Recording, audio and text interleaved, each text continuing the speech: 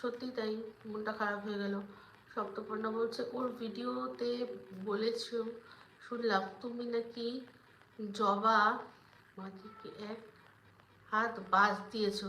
হ্যাঁ রে, আমি আমি জবা মাসিকে এক হাত বাস দিয়েছি, হ্যাঁ বাস দিয়েছি। ওর সত্যি কথাগুলো দর্শকদের সামনে, অনেক দর্শকদের সামনে তুলে দিয়েছি। এটা যদি বাস হয় তো বাস, এটা বাস হলে বাস।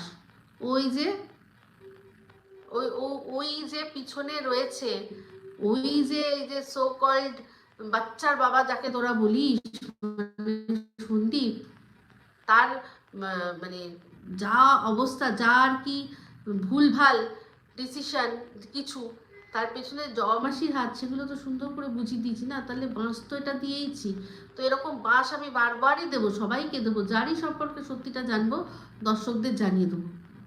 এটাই আমার কাজ, কারণ আমার দায়বদ্ধতা শুধু দর্শকদের প্রতি, কোনো ক্রিয়েটারের প্রতি না।